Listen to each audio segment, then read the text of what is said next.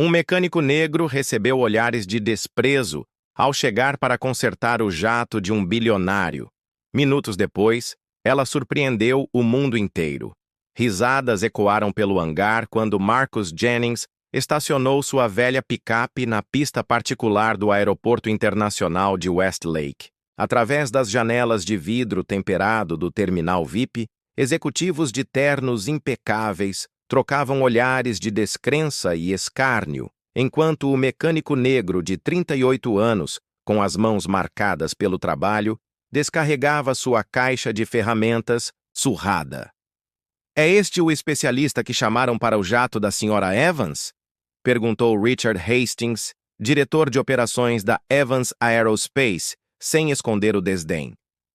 "Achei que tínhamos pedido o melhor técnico da região, não alguém que parecesse ter acabado de sair de uma oficina mecânica na estrada." Marcus ouviu o comentário, mas manteve a dignidade intacta.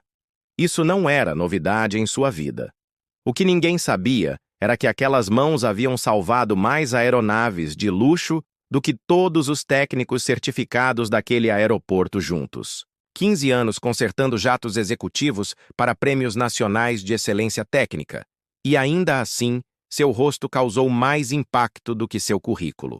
"O jato da Sra. Evans precisa decolar em 2 horas", disse o supervisor da pista, mantendo uma distância calculada.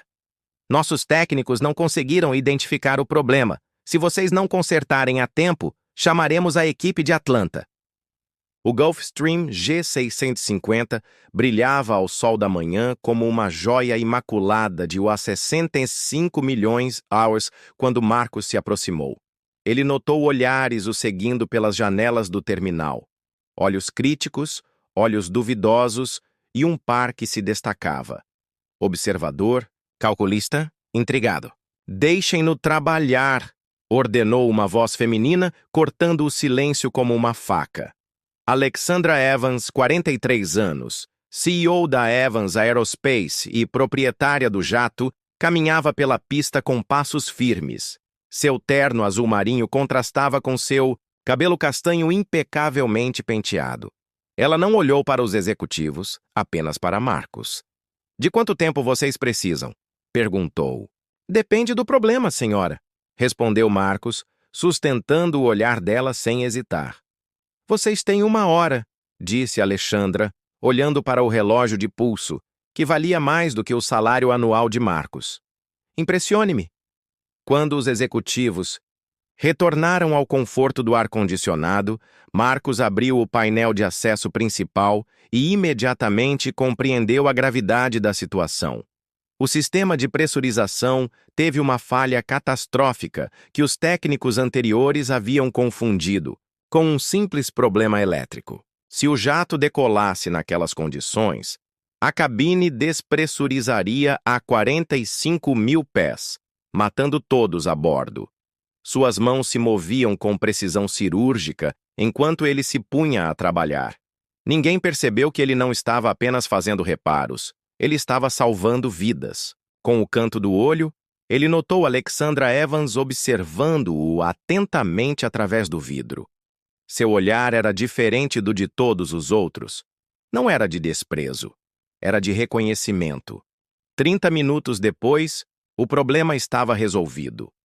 Marcus fechou o painel, limpou as mãos em um pano gasto e começou a reunir suas ferramentas. Seu trabalho estava feito e nenhum agradecimento seria necessário. Raramente eram necessários para pessoas como ele. Fazer o trabalho perfeitamente era a expectativa mínima, nunca motivo para comemoração. Então, Alexandra Evans emergiu do terminal novamente, desta vez sozinha. Ela caminhou diretamente até Marcus, ignorando os olhares confusos de sua equipe. "Quanto tempo eles teriam levado para descobrir o verdadeiro problema?"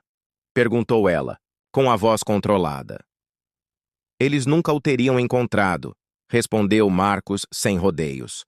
"O jato teria caído com todos a bordo antes disso." O silêncio que se seguiu foi pesado enquanto os olhos de Alexandra examinavam Marcus com uma intensidade desconcertante.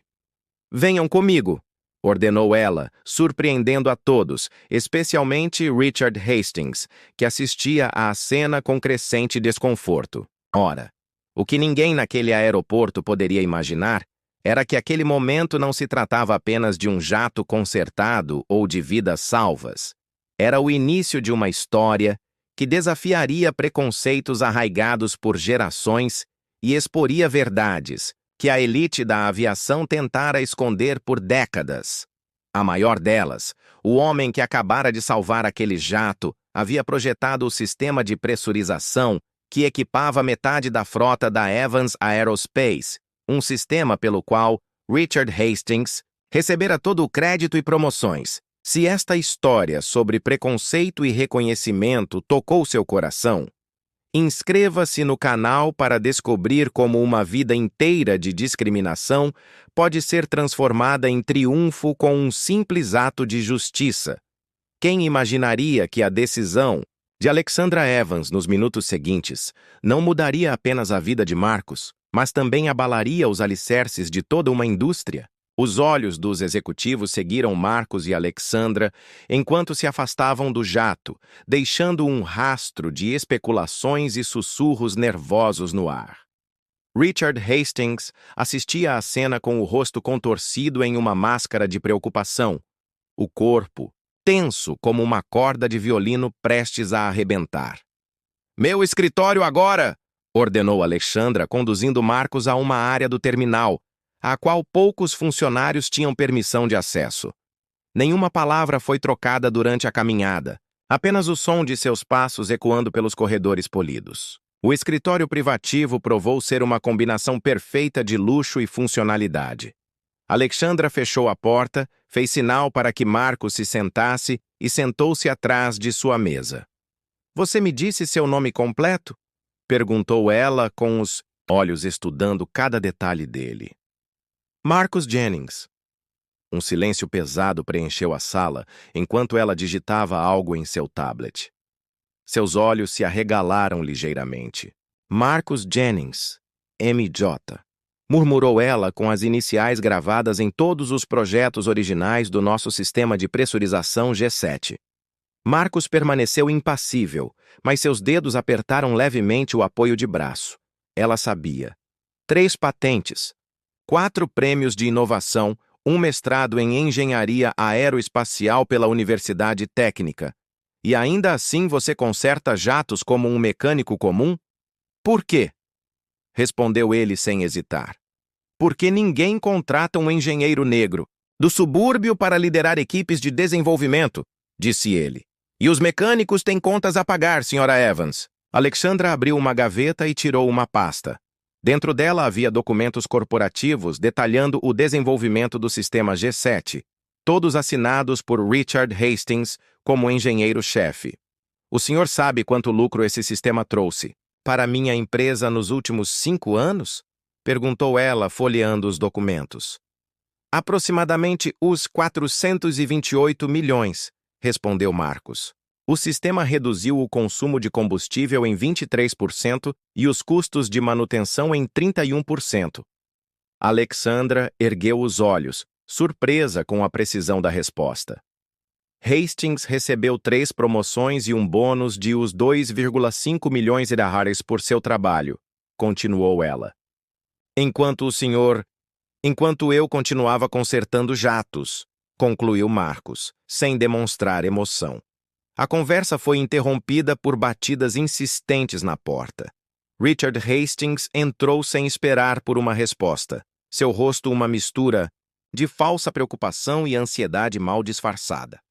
"Alexandra, a diretoria está esperando por você na videoconferência e precisamos discutir." Ele parou ao ver Marcus. Sua expressão endureceu. "O que ele ainda está fazendo aqui? O serviço está completo, certo?" "Na verdade, estávamos discutindo propriedade intelectual", respondeu Alexandra calmamente. "Especificamente, o sistema G7. O rosto de Hastings empalideceu visivelmente. "Não entendo o que um mecânico teria a contribuir para esta discussão." "Muito interessante", disse Alexandra, "porque tenho aqui os projetos originais do G7 com as iniciais MJ, e acabei de descobrir que pertencem a Marcus Jennings, que trabalhou brevemente no Departamento de Desenvolvimento há 5 anos. Alexandra: isso é um absurdo. Hastings forçou uma risada. Ele era apenas um técnico assistente. O sistema G7 foi desenvolvido inteiramente pela minha equipe. Nesse momento, a porta se abriu novamente e uma mulher de meia-idade entrou carregando uma maleta ainda mais grossa que a de Alexandra. A doutora Sophia Chun, diretora jurídica da Evans Aerospace, que Marcus reconheceu de relatórios sobre a empresa, cumprimentou-o educadamente com a cabeça antes de se virar para Hastings com um olhar gélido. Desculpe-me pelo atraso, Alexandra. Tive que verificar novamente os registros de propriedade intelectual, disse ela. E sim, confirmei tudo. A assinatura digital nos arquivos originais corresponde à do Sr. Jennings, não à sua. Richard Hastings pareceu engasgar com as próprias palavras. Deve haver algum engano. Ele trabalhou sob minha supervisão. Qualquer contribuição menor. Alexandra interrompeu, abrindo outro arquivo em seu tablet. Richard, tenho e-mails seus para o departamento de RH recomendando a demissão do Sr. Jennings por incompetência técnica exatamente 3 dias depois de ele ter submetido o projeto completo do G7 ao sistema interno. Marcus observava a cena com uma calma que surpreendeu até a si mesmo. 5 anos antes, quando foi escoltado para fora do prédio como um criminoso, humilhado diante de toda a equipe, jurou que um dia a verdade viria à tona. Ele não esperava que fosse assim ou tão repentino. Sr. Jennings, disse Alexandra virando-se para ele. A doutora Chun preparou alguns documentos que gostaria que o senhor revisasse. Basicamente, estamos propondo o reconhecimento retroativo de sua autoria, compensação financeira pelos royalties devidos. E uma proposta? Que tipo de proposta? Perguntou Marcus, mantendo a voz firme. O tipo que faz história, respondeu ela. Antes que pudessem continuar, Hastings voltou, o rosto uma máscara de raiva contida. Richard, o senhor está temporariamente dispensado de suas funções enquanto aguarda a conclusão da investigação interna. Por favor, entregue seu distintivo à segurança. Hastings hesitou. O senhor não pode fazer isso. O conselho jamais... O conselho será informado em 1 hora, interrompeu Alexandra. E se quiser manter alguma dignidade, sugiro que saia por aquela porta agora, antes que eu decida chamar a segurança. Quando Hastings saiu, batendo a porta com força desnecessária, Alexandra se virou para Marcus e Sophia. Agora podemos realmente começar. O que aconteceu nas próximas 2 horas mudaria não apenas o futuro de Marcus, mas toda a estrutura de poder dentro da Evans Aerospace. Enquanto Sophia examinava os documentos legais, Marcus percebeu algo surpreendente sobre Alexandra Evans. Ela não estava apenas tentando consertar um erro. Havia algo mais em seus olhos. Um reconhecimento, uma compreensão de algo muito maior. O que ninguém poderia imaginar era que Alexandra Evans estava guardando um segredo. Sua pasta continha não apenas os documentos sobre o sistema G7, mas também uma investigação completa de 2 anos sobre padrões sistemáticos de discriminação e roubo de ideias dentro de sua própria empresa. Marcus Jennings não foi o primeiro, apenas o mais brilhante e aquele que havia deixado as evidências mais incontestáveis. E Alexandra esperou pacientemente pelo momento perfeito para desmantelar todo o sistema de dentro para fora.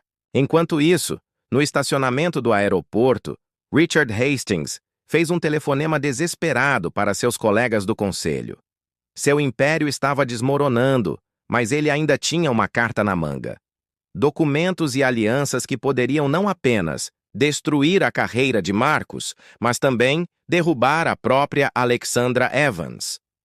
O que ele não sabia era que todos os seus movimentos estavam sendo monitorados, todas as suas ligações gravadas e que a verdadeira batalha estava apenas começando. 6 meses depois, a sede da Evans Aerospace estava irreconhecível. O andar executivo, antes ocupado exclusivamente por homens brancos, agora refletia a diversidade que Alexandra Evans prometera implementar. No centro desse novo capítulo estava Marcus Jennings, não mais um mecânico anônimo, mas diretor de inovação tecnológica, liderando a divisão que havia criado o sistema G7. A Assembleia Extraordinária de Acionistas, realizada meses antes, entrara para a história corporativa americana. Alexandra Evans, acompanhada do Dr. Chung, apresentara provas irrefutáveis de discriminação sistemática e apropriação intelectual, culminando na devastadora gravação de Richard Hastings. Precisamos nos livrar dessa mecânica pretensiosa. Assumir a responsabilidade pelo sistema, eliminar qualquer vestígio de sua autoria. Quem acreditaria que uma mulher negra do subúrbio criou algo tão sofisticado? Nossos clientes confiam em nós, não em pessoas como ela. O silêncio que se seguiu foi quebrado por um crescente murmúrio de indignação. As ações da empresa despencaram 18% naquele dia. Mas o que aconteceu em seguida surpreendeu até os mais céticos, explicou Marcus em sua primeira entrevista para uma prestigiosa revista, a Aviation Technology. Eu poderia ter entrado com um processo individualmente, disse ele. Mas o problema era maior do que Richard Hastings. Era sistêmico. A solução proposta por Marcus e totalmente apoiada por Alexandra era revolucionária. Criar um programa para identificar e recompensar todos os funcionários cuja propriedade intelectual tivesse sido apropriada nos últimos 10 anos. Mais do que isso, estabelecer um fundo de inovação voltado especificamente para comunidades historicamente marginalizadas. Richard Hastings, por sua vez, enfrentou vários processos judiciais, suas credenciais profissionais foram revogadas e sua reputação destruída. O homem que outrora ridicularizara Marcus na pista, agora não conseguia nem encontrar um emprego como consultor em empresas de terceira categoria. Vingança não era meu objetivo, confidenciou Marcus a Alexandra durante a inauguração do Centro de Desenvolvimento Tecnológico Comunitário financiado pela Evans Aerospace. Justiça era visibilidade. O centro, localizado no mesmo bairro onde Marcus havia crescido, oferecia treinamento técnico avançado a jovens sem acesso à educação formal de qualidade. Sob sua orientação, 3 patentes revolucionárias já haviam surgido de alunos do programa. Sabe o que é irônico? Perguntou Alexandra, observando um grupo de adolescentes trabalhando em um protótipo. Se Hastings tivesse simplesmente dividido o crédito com vocês, ele ainda seria o diretor. A ganância faz as pessoas subestimarem completamente o potencial dos outros. Ainda mais surpreendente foi a proposta que Alexandra fez a Marcus 3 meses após sua contratação. Não era apenas um cargo de gerência que ela estava oferecendo, mas uma parceria, literal e figurativamente. Achei que ela estava louca quando sugeriu uma fusão, confessou Marcus no Good Morning America. Não um casamento como as pessoas especulavam, mas uma fusão de negócios. Minha pequena empresa de engenharia que eu mantive na minha garagem. Durante aqueles 5 anos como mecânico, agora valia 30% da Evans Aerospace. Os ex-executivos que haviam rido dele naquela manhã na pista não estavam mais rindo. Alguns haviam se demitido, incapazes de servir sob sua liderança. Outros permaneceram, aprendendo da maneira mais difícil que talento e competência não têm cor. No aniversário de 1 ano do incidente, Alexandra organizou um evento especial. Todos os funcionários foram convidados para o lançamento de um novo sistema de propulsão desenvolvido pela equipe de Marcus, uma tecnologia que reduziria o consumo de combustível em aeronaves comerciais em 40%. Há 1 ano, muitos de vocês testemunharam um homem negro sendo ridicularizado enquanto salvava vidas, começou Alexandra. Hoje, esse mesmo homem está salvando nossa indústria, nosso planeta, e, mais importante, está salvando sonhos que poderiam ter sido sufocados pelo preconceito. Marcus examinou a plateia, identificando rostos que antes o tratavam com desdém e agora o aplaudiam. De pé, ele não se orgulhava daquela transformação em particular. Sabia que alguns aplaudiam por interesse próprio, não por conversão genuína, mas sim pelos jovens engenheiros de diversas origens que agora ocupavam cargos antes inatingíveis para eles. O esforço valera cada segundo. Na primeira fila, sentava-se uma figura inesperada. Sua mãe, a senhora Jennings, de 72 anos, que trabalhara como faxineira em prédios corporativos a vida toda para que ele pudesse cursar a faculdade. Seus olhos estavam marejados de lágrimas. A verdadeira mudança, concluiu Marcos em seu discurso, não acontece quando pessoas como eu rompem barreiras e alcançam o sucesso. Acontece quando abrimos as portas e garantimos que o talento não seja desperdiçado por preconceitos absurdos. A verdadeira justiça não é apenas individual, é estrutural. A história do mecânico que se tornou coproprietário inspirou uma geração inteira de jovens engenheiros de comunidades marginalizadas. Programas semelhantes começaram a surgir em outras corporações, em parte devido à pressão social, em parte porque viram o sucesso inquestionável da Evans Aerospace depois de abraçar a diversidade não como um slogan, mas como uma prática concreta. O sucesso não apagou as cicatrizes de uma vida inteira de preconceito, mas deu a Marcos uma plataforma poderosa para transformar a indignação em impacto positivo e, ao observar os jovens estudantes em seu centro comunitário, ele sabia que a maior vitória não era seu trabalho ou sua fortuna, mas o olhar nos olhos daqueles jovens, livre da dúvida que ele carregava há décadas. A melhor resposta ao preconceito nunca foi o sucesso individual, mas criar um caminho para outros seguirem, livres dos obstáculos que quase destruíram seus sonhos.